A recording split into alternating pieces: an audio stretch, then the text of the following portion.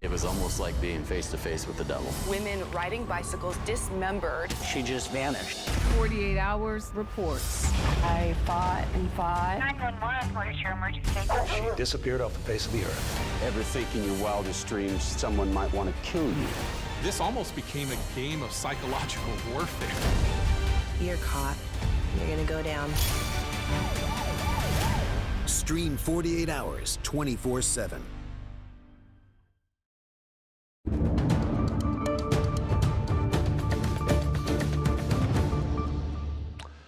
Hello, everyone. I'm Major Garrett in Washington. Welcome to America Decides. We have an eye on southern Texas tonight, Boca Chica to be specific, where the largest, most powerful rocket ever built by SpaceX, or anyone else for that matter, is set for launch momentarily. President-elect Trump is there with Elon Musk. I want to bring in CBS News political reporter Jake Rosen, who joins us from West Palm Beach, Florida. Jake, it's great to see you. President-elect is there with Elon. This has been something the public has been watching build over the last several weeks, this very tight relationship between the president-elect. All right, we're going to toss to the rocket taking off right now. Jake, hold on, stand by. Everyone watch as the Super Heavy Starship takes flight from SpaceX manufacturing headquarters in southern Texas.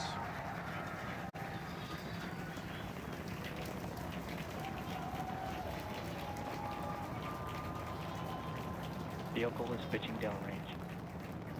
Booster Raptor, chamber pressure nominal.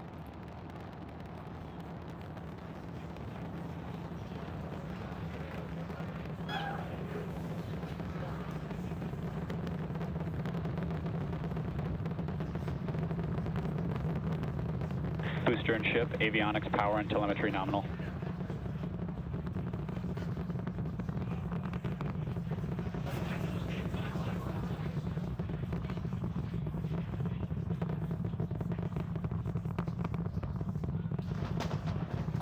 All right, we're just a little over a minute maximum into flight. Dynamic pressure. We're about 6 miles away, so all the sound's still hitting us here. Hearing good call-outs that power telemetry nominal, that's flying straight and true. We do see all 33 Raptor engines lit up on telemetry screens. At this point, we've passed through that point of maximum aerodynamic pressure, that max Q. Now, coming up in just a little over a minute from now is going to be hot staging. So we're going to see the 6 engines on the ship ignite while still attached to the booster. Just before that, we'll see all but 3 center engines on the booster shut down. And what we call MECO, it's most engines cut off instead of 8. So we are listening to the initial rocket movement of SpaceX's Super Heavy Starship. This is SpaceX's 6th test flight. This is a means by which to test and keep testing this very large, the largest ever rocket manufactured by SpaceX or anyone else.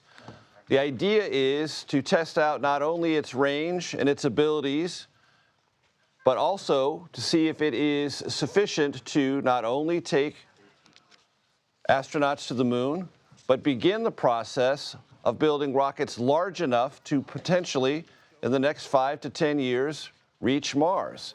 What we're seeing there is the firing of 6 different rockets within this Super Heavy Starship. They're fueled by methane and oxygen. I want to bring in Jake Rosen, who is watching this, as all of us are, from West Palm Beach, Florida, where there's been a considerable amount of transition news for President-elect Trump today, but also the president-elect is there.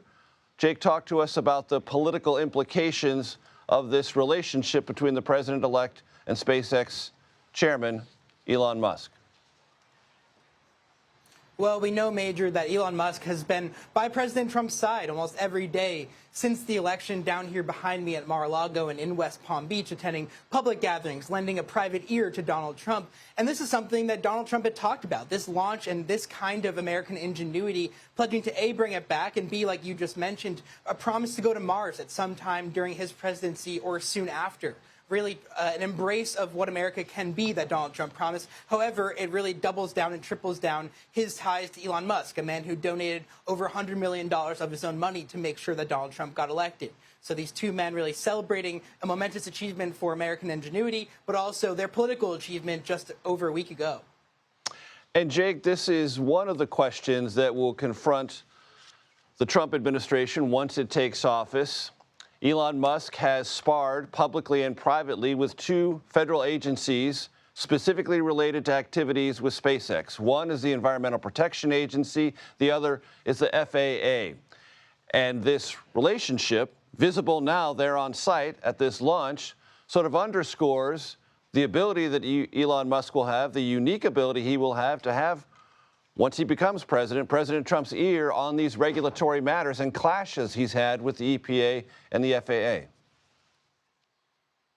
And not just that, Major, but Donald Trump's relationship with foreign governments, as we still compete with other countries to do these things. We still compete, especially Elon Musk does, on the world stage with other international companies who are trying to do this kind of work. And the conflicts that Elon Musk has with China because of Tesla and SpaceX, the same with Russia and other parts of the world, too. We have to remember just the conflicts that Elon Musk brings into this, in addition to just generally his advice, though technically he's not part of the Trump campaign or the transition process, but he has been helping publicly and privately, like I said, to help sort out and pick through who Donald Trump surrounds himself with, even writing back and advocating for people who have not been selected in this transition process, too. And Jake, other aspects of this that you find notable in terms of either President-elect Trump's fascination with SpaceX and what Elon Musk has been able to accomplish, and what Elon Musk's role with this quasi-semi-White House officially sanctioned efficiency department may or may bring to this or other matters before the federal government? Well, certainly Elon Musk, yes, he's been promised that role, but I think the more important thing, in addition to that kind of that blue ribbon committee who can recommend to Trump to cut certain parts of the federal budget that are under Trump's control, is really the direct line that we know that he has to Donald Trump, the direct line to being here at Mar-a-Lago and in West Palm Beach, meeting with advisors, vetting people, and picking people who Trump surrounds himself with. How long that lasts remains to be seen, but Donald Trump, going back through about the Republican National Convention time, Trump has been talking about these kind of rocket launches for a long time, and really that is what sparked Elon Musk's involvement in the campaign. It was the launch of that America PAC that supported Donald Trump in states like Pennsylvania, really ran the ground game in other parts of the campaign, in addition to Donald Trump's really fascination, like you said, bringing it up at almost every rally, his obsession and really realization that what Elon Musk is doing is special and he should have him in his corner. Jake Rosen, thank you very much from West Palm Beach. I want to bring in Oriana Polink, who is with Politico, who has written extensively about Elon Musk and the FAA. Oriana, it's great to have you with us. Thanks for joining us. How would you characterize Elon Musk's relationship with the FAA, and how would you imagine it might change with his close alliance, and that's putting it mildly, with the incoming president? Yeah, I think the way to describe it is an absolute flashpoint right now. It has had some friction dating back to 2021 when then FAA Administrator Steve Dixon had to call and talk with Elon Musk, kind of gave him a little scolding on how he was doing business and expanding in Texas. And I think that that has a shadow over how he's going to continue to deal with the FAA and the so-called worker bees that do space regulation over his business, as well as the organization that clears the skies for the many aircraft that, traverse the U.S. every single day. So, whether or not he has the president's ear on this is, wait and see mode, whether or not Trump has some sympathy on how he's going to help Elon Musk's business with the FAA's oversight. Right now, the first buddy, Elon Musk, seems to be doing exactly what we're watching right now. He is still launching his rockets, so it's just a matter of how that relationship is going to progress or deteriorate over the next several months. And Oriana, let's lay down some basics for our audience. What is the FAA's role in Elon Musk's world, that is to say, space launches, and what have they clashed over previously? Right. I mean, the FAA only has oversight over launch and reentry. So from the time the rocket goes through the atmosphere to the time it touches down, but it doesn't regulate the people on board.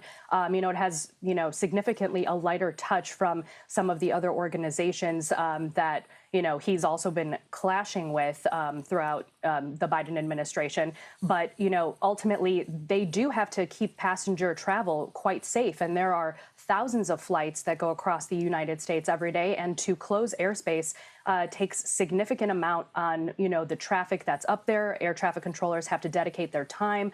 And that's really what this conversation has evolved to. Like, how can you continue the cadence of these launches at the pace that he wants to keep them at while, making sure that everyone stays safe in the skies? And so that's the conversation that everyone's having at this moment. Oriana Pollock with Politico. Thank you very much for that. I appreciate it very much. Next, President-elect Trump. Well, it'd be fair to say he is increasing the pressure on Senate Republicans to give due consideration to his choice for Attorney General. That's Matt Gaetz. Trump is calling Republican senators and holding within his powers a threat, possibly implied, possibly real, to make recess appointments. We'll have more on all of that next, right here on America Decides.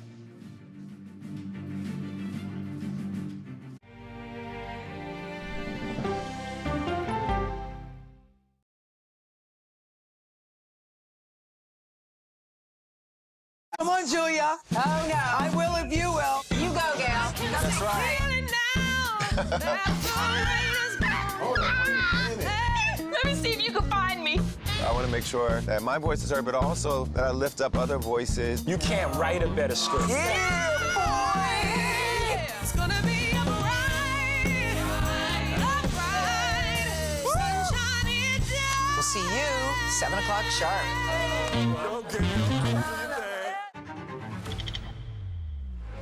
How fast do you think you were going? 195 miles an hour. This is incredible. How close did you actually come to being killed? That close.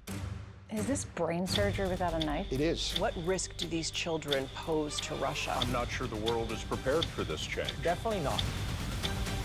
Who's the best coach in college football today? Let me see a mirror. It's time for the CBS News original, 60 Minutes. Sundays on CBS and streaming on Paramount Plus. Go to the ends of the earth. Right now. We got something crazy. And reach for the stars. Here we are. Time. Yes, it's my comeback.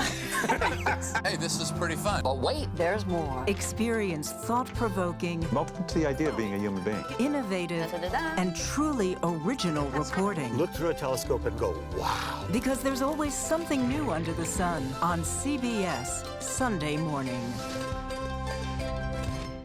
I'm a voracious consumer of information and constantly curious. I want to know the basic facts of every issue and to press into the heart of the matter. Information is the currency of democracy, and that's what we bring to the table every Sunday. When you need your sports news all the time, we've got breaking news to bring to you. CBS Sports HQ gives you a snapshot of all the sports that matter to you. Big news coming out of the NFL. A lot of movement in the rankings this week. With highlights. What a finish at the final round of play. And in-depth analysis. Can they three-peat? Tony Romo joins the conversation. What can you say about this game? When you need your sports in a snap, we're bringing you that breaking news right here on HQ. Find it on CBS Sports HQ. Streaming free anywhere you are. At this moment, terrorists could be plotting another attack. 9/11 triggered a counter-terrorist system that included a secret database. This person needs a closer look. A growing list of nearly 2 million people, including some Americans who say they're innocent. For 1 hour flight, I have to spend 6 hours to go and come back. CBS Reports explores the system, the people responsible for it, and those pushing for change. I'm not fighting against them. I'm fighting for them to do the right thing. The Watch List, now streaming on the free CBS News app. A CBS News investigation. People looking for love, finding their life savings gone. This could happen to anybody. And sometimes losing their lives. Anything for love. Now streaming on the free CBS News app. Welcome back to America Decides. CBS News has learned an unknown and unauthorized third party, that's a quote, gained access to the depositions of witnesses in multiple investigations dealing with Matt Gaetz. The materials include testimony from the minor that Gaetz allegedly had sex with. Trump's pick for Attorney General has denied all wrongdoing. Nancy Cordes and Finn Gomez join us now. So it's not often, but occasionally I'm allowed to leave this bureau and venture up to Capitol Hill. I did so this morning, and I will tell you this. Senate Republicans, I think, can be fairly described about this matter, Matt Gaetz as Attorney General, as squeamish. And yet... Not eager to take questions, not eager to get into the revelations and the process. They're just like, give us a minute, give us a minute. There'll be a process. We'll get to it. But I would say squeamish and scurrying is the way to describe them. And you know who's not giving them a minute is Donald Trump himself, because he is making no minutes calls. Given. He is not giving them a single minute. He is making calls himself, we're told, to senators to gauge their interest. Many of them have already said that on camera. Yeah. His vice president is going up there tomorrow. Making calls, going up there with on Gaetz. Gaetz's behalf. Gaetz himself is plowing full steam ahead. So even though there are a number of Senate Republicans who say, we're not comfortable with this pick, they're plowing ahead as if there's still a chance this could happen. And it's, Finn, becoming somewhat evident, I would say somewhat, that there is at least a measure, I'm not sure exactly how deep it is, of Senate Republican curiosity about the contents of this House Ethics Committee report that was being prepared to be released and would have been released had Matt Gaetz not suddenly resigned from the House of Representatives. What's your take on that, and what effect, if any, that might have on the confirmation process? If you look at it all, if you look at it from a bird's eye perspective, it looks like there's been some coordination here. I think there's been some strategic effort, not only through the Hill, the resignation, the timing of the resignation, the pick itself. Which is causing, as you said, and as you saw on the Hill today, just a lot of distraction, I think. I think it is a strategic distraction by What's the strategy? Break that down. I think part of it's political, right? Even if he goes down, it's like a win-win. Even if he's not confirmed. Even if he's not confirmed, and again, from squeamish senators, I think what it can do is that it can distract from some of Donald Trump's other picks, but also it puts pressure on the Senate, right? On these Senate Republicans. In a time when he's coming here with a mandate, right? He's saying that, and also if you look at some of these senators, including like Tom Tillis from North Carolina, he's up in 2 years, right? So his MAGA base has already said on Twitter and on other platforms, we're coming after you if you don't vote to confirm. Exactly. Expect a primary challenge. And if he doesn't, he can say he can have that political cover to say, look at what's happening, and push through with his other potentially controversial picks there. Finn used the phrase bird's eye view. Let's take it a little bit higher, Nancy. I'm a journalist of a certain age. I remember when a nominee for Attorney General could be eliminated like that for failing to properly pay taxes for a nanny. Right. At minimum, at the most generous and deferential characterization of Matt Gaetz and his partying, he routinely attended parties in which women barely over the age of consent were present, they were paid to have sex with them, and drugs were present. That sounds to me a little bit more disturbing for the chief law enforcement officer of the federal government than failure to pay your nanny taxes, and yet we are considering this with some due seriousness. And he's not the only nominee who is dealing with allegations, perhaps not this serious, but allegations of sexual misconduct.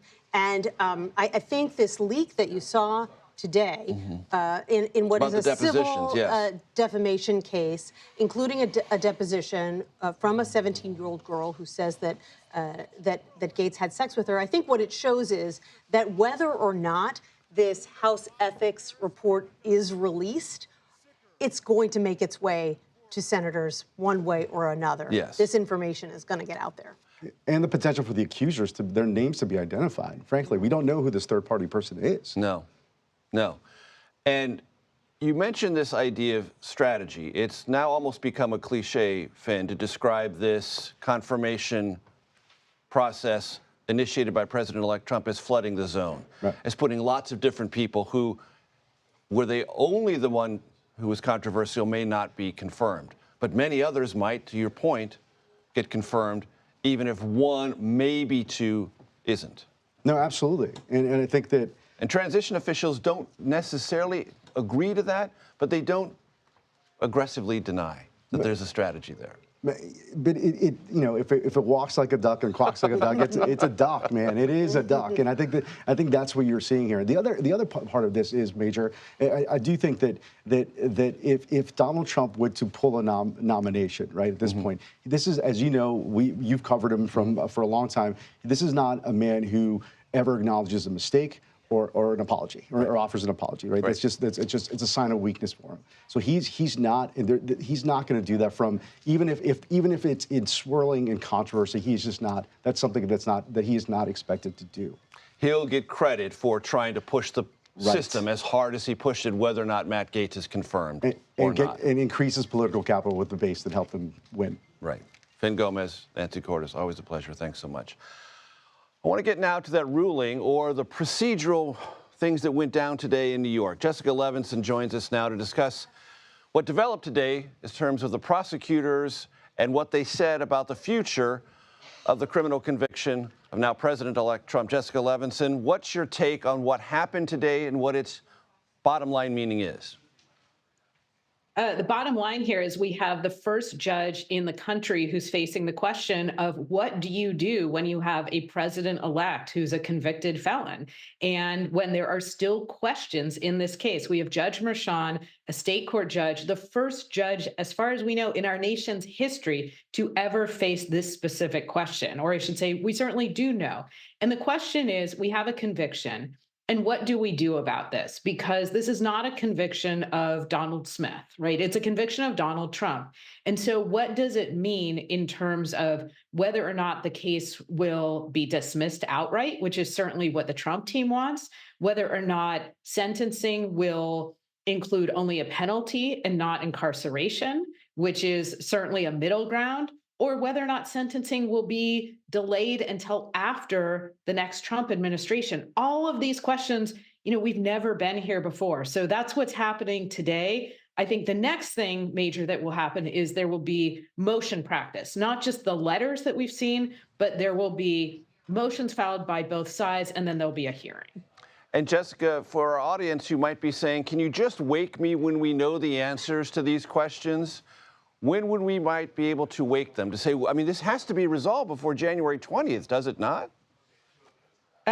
Yes. I mean, in some ways, no resolution is a resolution. Is a resolution, exactly. But yes, Major, you're exactly right. So there has to be some sort of resolution. I think what we're looking at here, and let's remember that we're still waiting on Judge Merchan to say whether or not that Supreme Court immunity decision that we've talked about has any bearing on this case, and whether or not any of the facts that served as the basis of the conviction were official acts such that they would be subject to presidential immunity. So let's put that to the side. When can we wake people? I would say in December. Let's be clear that there'll be motion practice. The judge will make a decision, and I expect there will be one of two options in all seriousness. One will be there will be a sentencing before January 20th, and it will include no jail time. The other is we will just push everything until after the next administration.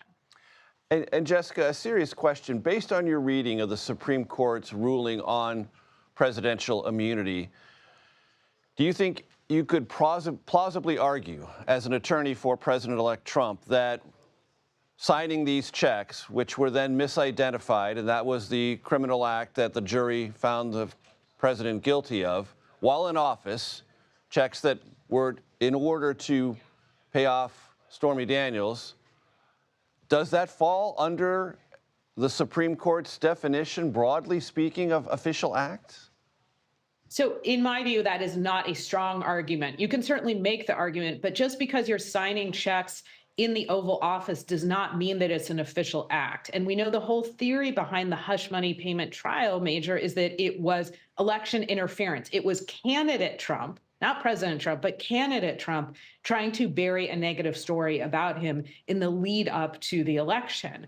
And what we have here is then candidate Trump becoming President Trump and essentially finalizing the payments while he was in the Oval Office. Not everything you do in the Oval Office is official conduct. I mean, let's say you have a conversation with your chief of staff even about where you want to go out for dinner. It's in the Oval Office, it's with your chief of staff, but that's private conduct. So in my view, it's not a strong legal argument to say this verdict should be tossed based on that immunity decision. Clear, concise, and always precise on the law. Jessica Levinson, thank you very much. Still to come, FEMA's administrator is defending the agency on Capitol Hill as federal funding deadlines loom. We'll break down that and what's at stake next, right here on America Decides.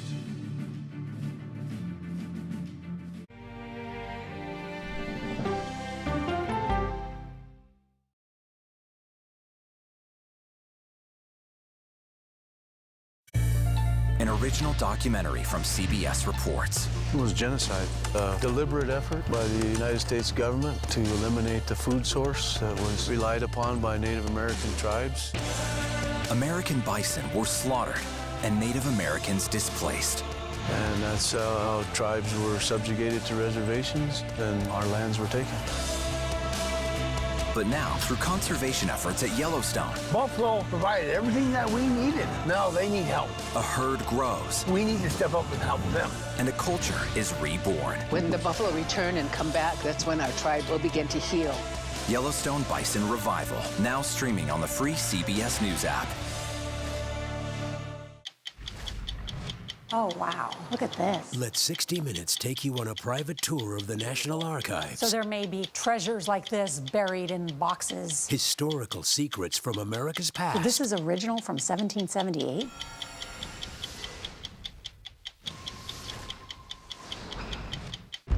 This case. It's like a screenplay, something straight out of Hollywood. But it's not fiction. It's 48 hours. Human remains found this week. 4 families shattered. There's no physical evidence. The mystery would haunt investigators for years. There's some questions that have to be asked and need to be answered. Like a John Grisham novel. A gripping true crime original. 48 Hours, now streaming on the free CBS News app. When you wake up in the morning, we want to be your go-to team. On our places. Bright, shiny faces.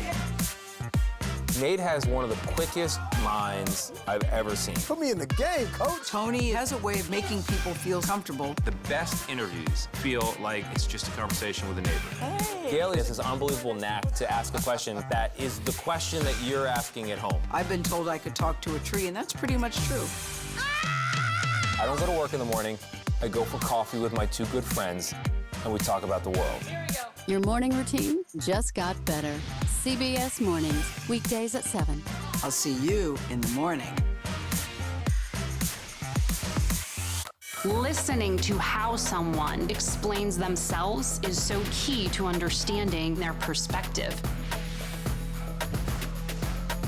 The grief of losing a child is immense. You can't breathe. After decades of the war on drugs, things have only gotten worse. Every shipment of fentanyl is a ticking time bomb. 50 times more powerful than heroin. CBS Reports goes deep into Mexico. What is your role in the Sinaloa cartel? To find out why the cartels keep getting stronger and wealthier. This is a war, but we're not fighting it. Our citizens are dying. Funding Cartels, now streaming on the free CBS News app. Welcome back to America Decides. Good to have you with us. The head of the Federal Emergency Management Agency testified before the House Oversight Committee today about the response to Hurricanes Helene and Milton and the future of funding for the agency, which, to put it mildly, is strapped for cash right now. At least one FEMA employee, this is worth noting, was fired earlier this month after that worker was accused of denying aid to homes with Trump lawn signs.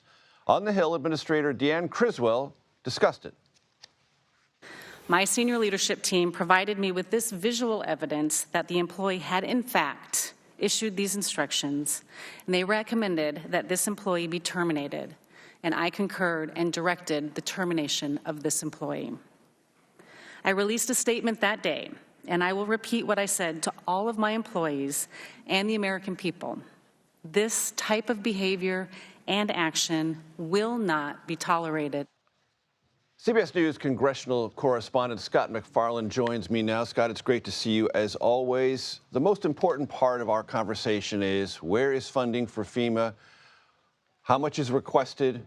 What is Congress's current disposition toward that? It's a mess right now, but to be clear about that clip we just played, about the FEMA administrator being asked several times in several different ways about that rogue employee, it felt like a proxy battle over something quite different. What Republicans tried to do today, and they laced their opening statements with the argument, is try to make a case that the federal government has too many people who are, in their words, unaccountable, who aren't directly reporting to the president, and that they may need to change that in a Trump administration. We all have heard the Trump administration is going to be keen on shaking up how Washington works, including the civil service, including how federal agencies function. And this felt like just the foreshadowing of an argument that's to come in January, that maybe we need to change how things like FEMA function from soup to nuts, from top to bottom. We'll put that aside and talk about the money, because FEMA is short on cash. That this one employee could be representative of an entire problem that must be wrestled to the ground. That it justifies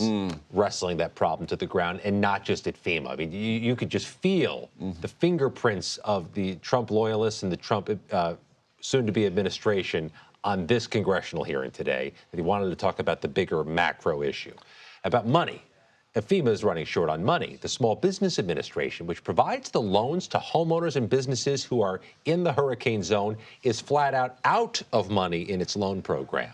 All these other agencies are stretched by not just hurricanes, but by wildfires, by tornadoes, by the other things that have happened in the past few months.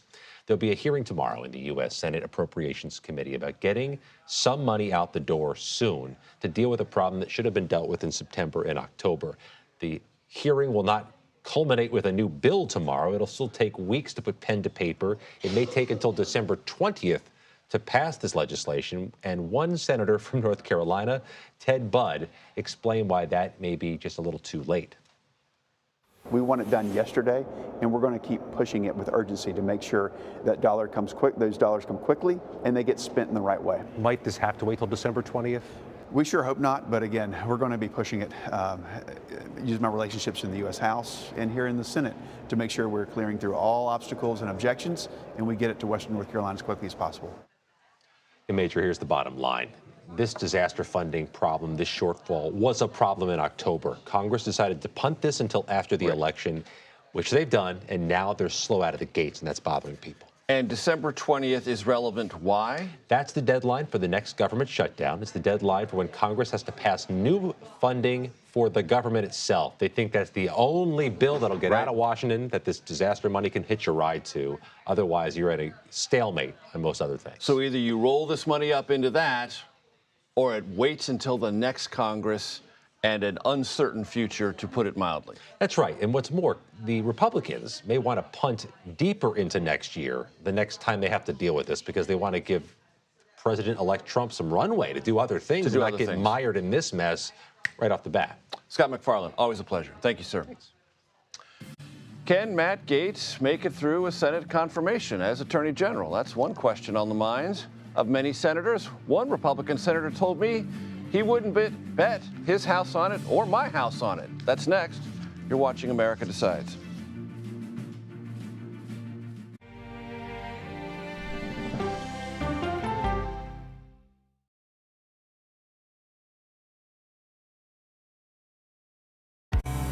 An original documentary from CBS Reports. That desired farm, it's a wonderful place to raise children, and it still is. Promises broken. Black Americans have been the target of racism and discrimination pretty much from the time they acquired ownership in the land. Costing black farmers hundreds of billions in generational wealth. They did everything to make sure we were run off that land. But communities are uniting to continue the fight. Collective ownership is powerful. To keep their land and their dreams alive. To watch my children play on land that we own means everything. So land is power. Most definitely. 40 Acres and a Mule, now streaming on the free CBS News app. Go to the ends of the earth. Reach for the stars. Yeah, I just took off. That kind of thing. Oh, that's pretty good. Because there's always something new under the sun on CBS Sunday morning. Can see clearly now. Clearly, CBS Mornings. Weekdays on CBS. Yeah! Tony, coming? No, I'm gonna stick around for an hour. Hey! CBS Mornings Plus with Adriana Diaz and Tony DeCopel, right after CBS Mornings. It's just like mornings. Plus fun.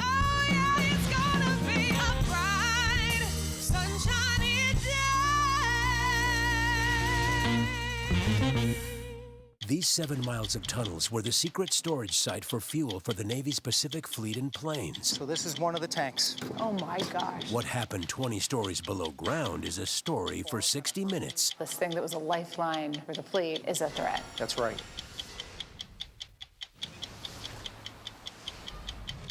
I'm Erin Moriarty of 48 Hours, and of all the cases I've covered, this is the one that troubles me most. Listen to Murder in the Orange Grove, the troubled case against Crosley Green, wherever you get your podcasts.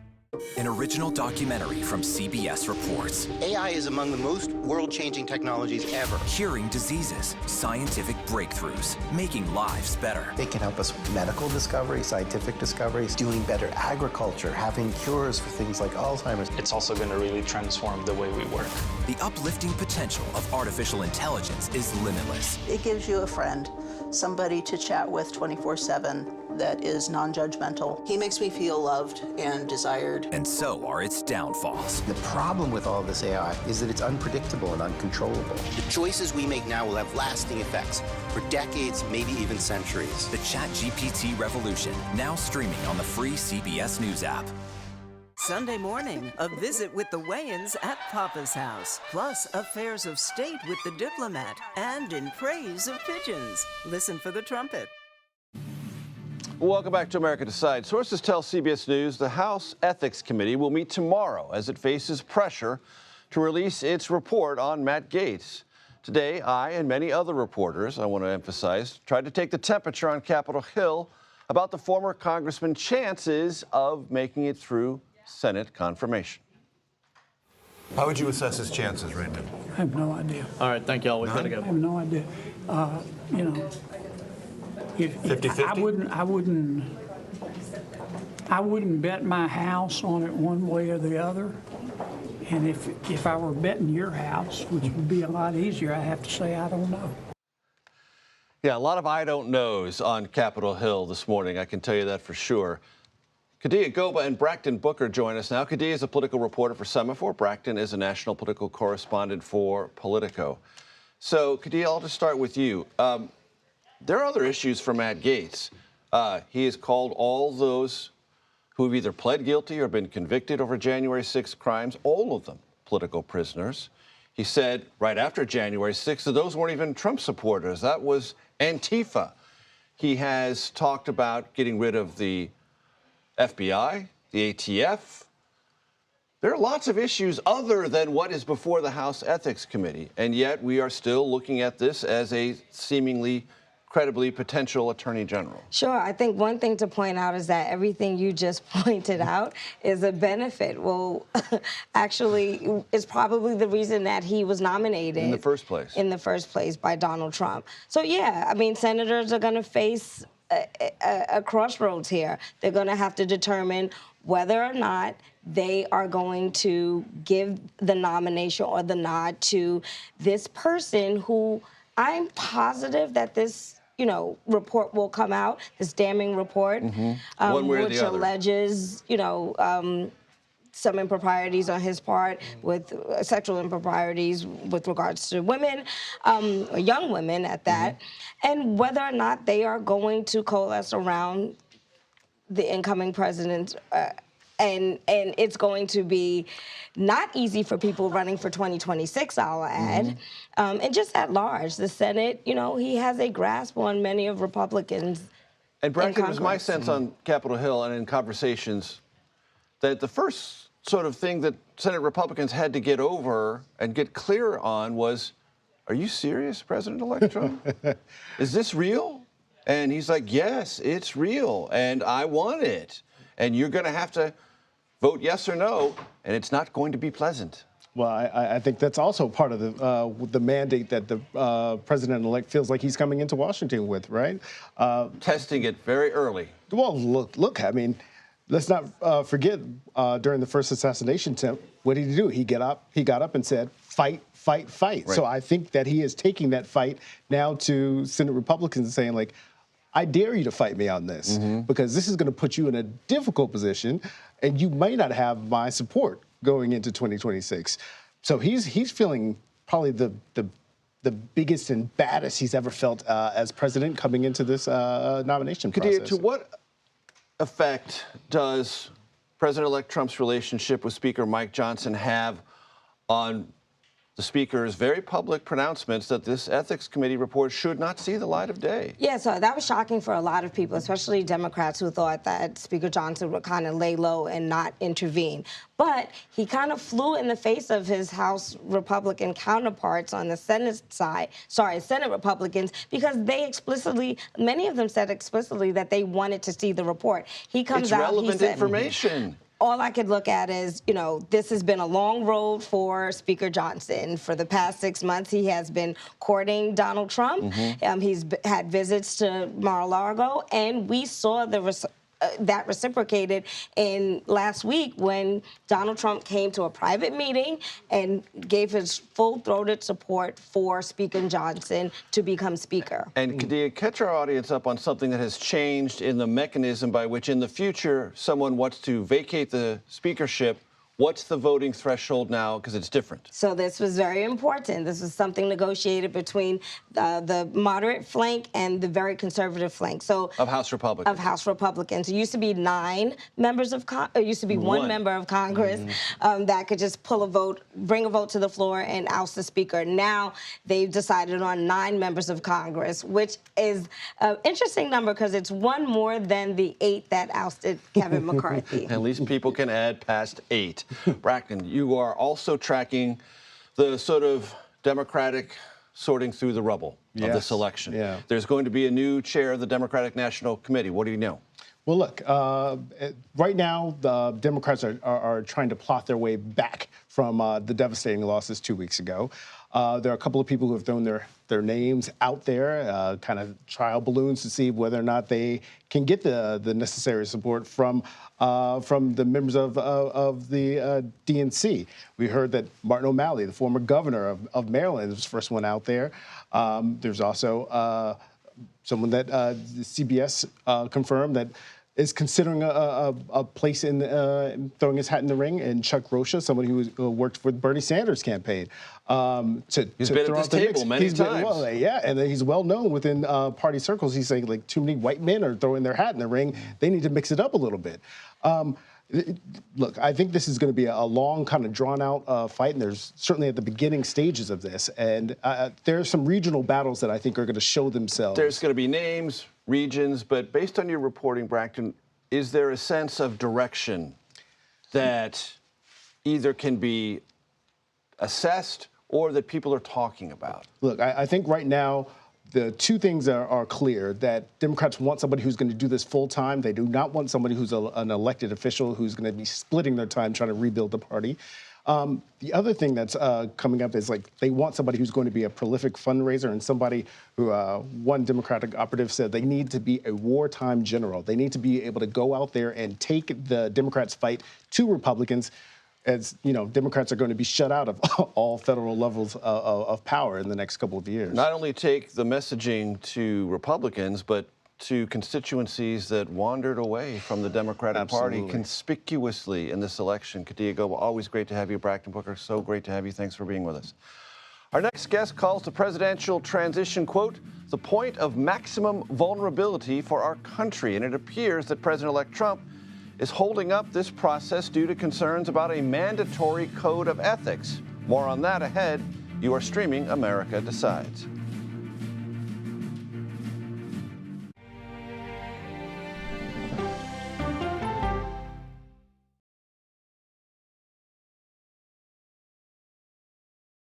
Go to the ends of the earth. Right now. We got something crazy. and reach for the stars. Here we are. Time. Yes, it's my comeback.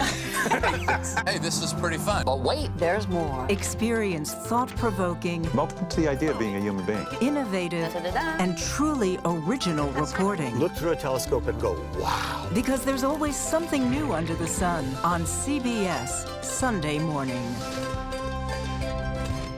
At this moment, terrorists could be plotting another attack. 9/11 triggered a counter-terrorist system that included a secret database. This person needs a closer look. A growing list of nearly 2 million people, including some Americans who say they're innocent. For 1 hour flight, I have to spend 6 hours to go and come back. CBS Reports explores the system, the people responsible for it, and those pushing for change. I'm not fighting against them. I'm fighting for them to do the right thing. The Watch List, now streaming on the free CBS News app.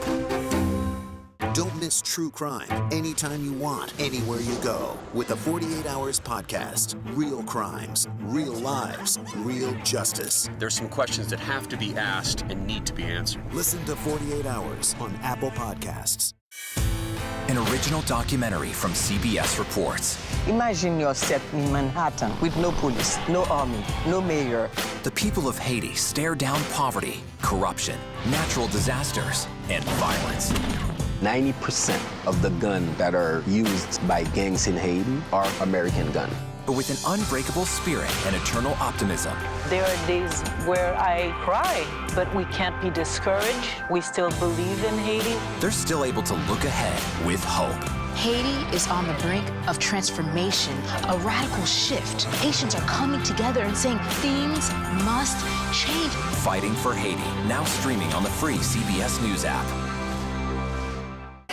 Hey there, welcome to The Uplift. I thought she was a groom, and I stepped back and I went, oh, you're the queen. She's going to be with me every instant that I'm alive. I just wanted to see if you'd go to Disneyland with me today. I look over at him and he's smiling. I'm going to remember that the rest of my life. They told us when he was going to be born, he was only going to live for 30 minutes. It's really a miracle that he's with us today. The Uplift, stream now on the free CBS News app. When you wake up in the morning, we want to be your go-to team. On our places, bright, shiny faces. I don't go to work in the morning. I go for coffee with my 2 good friends, and we talk about the world. Your morning routine just got better. CBS Mornings. A CBS News investigation. People looking for love, finding their life savings gone. This could happen to anybody. And sometimes losing their lives. Anything for love. Now streaming on the free CBS News app. Welcome back to America Decides. There are several reports President-elect Trump has not yet submitted a legally required ethics pledge vowing to avoid conflicts of interest after taking the oath of office. According to the Presidential Transition Act, this pledge was required to be submitted by October 1st. Max Steyer joins us now to dig into all this. He is the founding president and CEO of the Partnership for Public Service. It's great to have you with us. How big a deal is this? A very, very big deal. As you noted earlier, the transition is fundamental to the safety of our country. It is the handoff of power, and at the point of handoff is when our enemies abroad and other risks are most prominent. So doing this right is really critical to, again, keeping us safe, and frankly, also to the ability of a new administration to fulfill its promises from the campaign trail. And Max, how about what we are told is a reluctance of President-elect Trump to do anything about his business holdings this second time around? Well, look, again, I can't look into the transition operation and know for sure. But as you say, it's been reported that this is the sticking point. The reality is that transition activity is still private activity, but it's fundamentally so close to governance that making sure that there's transparency about who's involved and how the process is run is fundamental. This question of conflicts of interest is really critical to make sure that the people who are in an administration are there looking out for the public good and not their private interests. And I think the same issue applies to the President of the United States. Max, I read with interest an op-ed piece you had in The Hill talking about the confirmation process of cabinet designees and others who serve in the administration. You had some eye-popping numbers that those subject to the Senate confirmation process number 1,300, that the process takes much longer than it used to, and gobbles up more time than actual legislative votes. Walk me through some of that.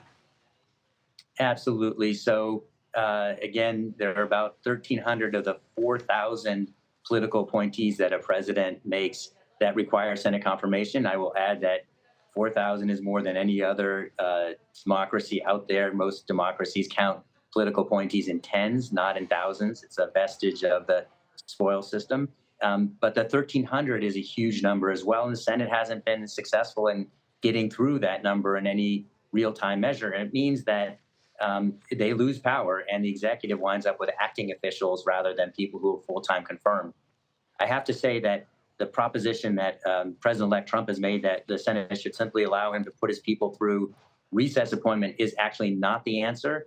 The Constitution gives the Senate the very important responsibility of making sure that people who are appointed have the competence and character to be good appointees. So the better way is actually to make sure that only the top people require Senate confirmation. You could reduce that 1,300 by a lot and still not take a very bad road of recess appointments. Max, I'm glad you brought that last point up, because it's occurred to me that Senate Republicans who are kind of waffling around this question of recess appointments have within their ability to say to President-elect Trump, look, we're trying to make your nominees stronger by having them go through the confirmation process, not weaker, and hold the position on a temporary basis through a recess appointment. Well, there's certainly that. And, it's the fundamental core of our system. We have a separation of power system. The framers were very clear. They did not want the president to have unlimited authority. They wanted to make sure the Senate would be a check to ensure that the people who are leading government agencies were, in fact, of good character and great competence. That's the Senate's job. And they'd be stepping away from that if they permitted recess appointments here. Again, there are things that should be done to fix the system. This is not one of them. You mentioned earlier the desire of President-elect Trump to shake things up. There's a big difference between shaking and breaking, and recess appointments would be breaking. Indeed. Max Stier, thank you very much. Appreciate the time. Thank you.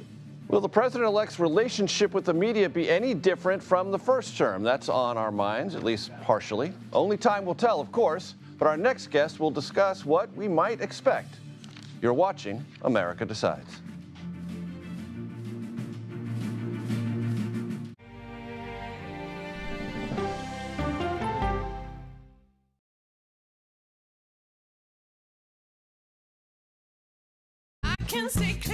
CBS Mornings Plus, clearly more news, more smart conversation. More money-saving tips, more recipes. More uplifting ways to get you on your way. Plus, more sports, more weather. Clearly, more CBS Mornings. Plus, sunshiny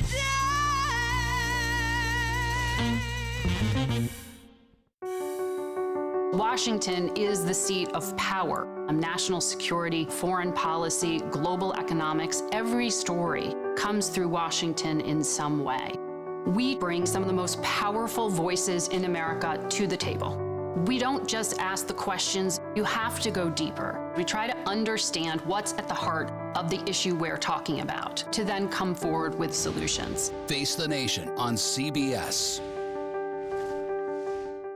I have a dorky look to me. I don't look like a criminal at all. 60 Minutes has reported on fraudsters, criminals, and hoodlums. But what this minor league thief was able to do surprised even us. These are Yogi Berra's World Series rings. A sports story you'll have to see to believe.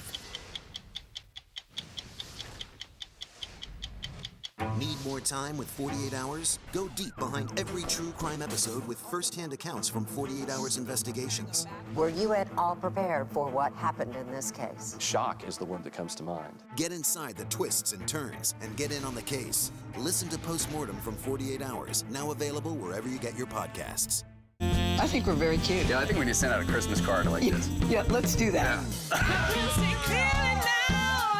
Dollar Jill. If you can't get into the market, it's okay. Renting is fine. I wonder how Serena is feeling. That's a really good question. No one's asked me that yet. You're 70 years old? 70, yeah.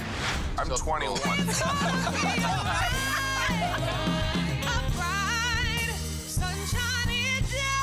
We'll see you 7 o'clock sharp. Sunday morning, the Music Man, T-Bone Burnett. Plus Ted Danson and Martha Stewart with just the recipe. Listen for the trumpet. I report from a lot of war zones, but I don't really take the same risks. He's one of the bravest war correspondents 60 Minutes has ever met. But it's his relationship with his mother that you will remember. Plus, the robots making marble masterpieces in Italy. As a kid growing up in Chicago, there was one horror movie I was too scared to watch. It was called Candyman. But did you know that the movie Candyman was partly inspired by an actual murder? Listen to Candyman, the true story behind the bathroom mirror murder, wherever you get your podcasts. The CBS News original 60 Minutes opens its archives. Pretty loose for a Friday night. Yeah, well, I mean, it's not my first show. With moments you haven't heard before. It's almost more fun that way when you have something to prove. Listen to 60 Minutes, a second look, wherever you get your podcasts. Welcome back to America Decides. In the days leading up to the election, Donald Trump filed an FEC complaint against the Washington Post, reportedly sent a letter to the New York Times threatening legal action, and filed a lawsuit against ABC News earlier this year and against us, CBS News, last month. Now, after winning the election, President-elect Trump told Fox News he will be, quote, open and available to the press, unquote, unless he is, and this is another quote, not treated fairly. Max Tawney joins us now. He's a media editor for Semaphore. Max, good to have you with us. You know as well as I do, and I have lived experience with this, Trump loves and hates the media in equal measure, and they toggle back and forth. What do you think we ought to brace ourselves for in this incoming administration? Well, it's a great question, and you know better than most people because you covered his first time in office. And I think it changes by the minute, and oftentimes it's both at once. I think that what we've seen, as you mentioned, in the past several weeks, Trump has resumed his litigious and also kind of the legal threats that characterized some of his first time in office, threatening the New York Times, threatening Penguin Random House, and of course, the lawsuit filed against CBS. So certainly we expect that Trump is going to continue his kind of no holds barred legal strategy against the press. At the same time, we also saw him meeting at Mar-a-Lago with the hosts of Morning Joe. He clearly reads the news. He pays attention to it more than pretty much anybody else. He is, of course, staffing his administration, hopes to staff his White House with people mostly from Fox, but folks who've appeared across media outlets. So I think it's a continued love-hate relationship. I think that this new administration, the new White House, wants to try to continue to build its relationships with alternative media, the podcasters, the so-called manosphere, some of the people who helped him propel him into office this time around. So I think we might see him experiment with that, but I think he is going to continue to play hardball with many of us in the more traditional media, the traditional press. Max, what significance, if any, do you place in the nomination or the proposed nomination of Brendan Carr as FCC commissioner? He has a lot of support from Elon Musk and an overall orientation to the media that you would describe as? Somewhat hostile, I would say. Maybe perhaps that's an understatement. You know, it is hard to say what's going to happen. Obviously, the FCC, the way it's structured, there are multiple, it's meant to kind of balance a lot of different opinions from officials who are involved. Carr has expressed a desire to open up media ownership. He has expressed a desire to end Section 230, which has to do with free speech and what can be said on platforms, if I'm not mistaken, which actually in some ways would not benefit Elon Musk. A lot of things that are happening on his platform, I think, would be threatened by a change to that rule. So it's, like many things with Trump, it is very, very difficult to see what is going to happen because it seems like some of the things that Carr has supported actually kind of cut against some of the things that are supported by other people who are in Trump's orbit, including Musk. So, TBD, I think. Right. And just briefly, Section 230, the way it's written now, platforms are not held in any way legally accountable or responsible for things that appear on their platforms. That's not true of CBS News. That's not true of newspapers. And altering that would change the platform's approach to what their level of accountability or legal exposure would be to what appears on their platforms. That would be a big change.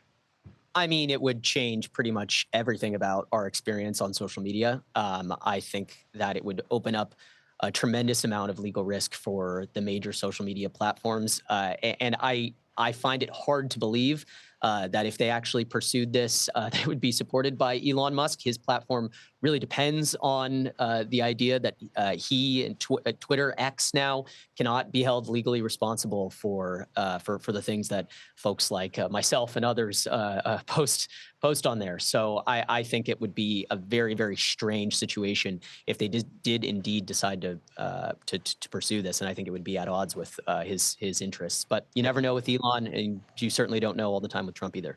And with about a minute left, Max, the president-elect has gone back and forth on TikTok. Any idea where that might land? Ban or no ban? This is, again, purely speculative. Of course, many people remember that it was Trump's first administration, the first go-around, that explored a TikTok ban. In some ways, if you look at it, TikTok may have helped propel him into the presidency this time.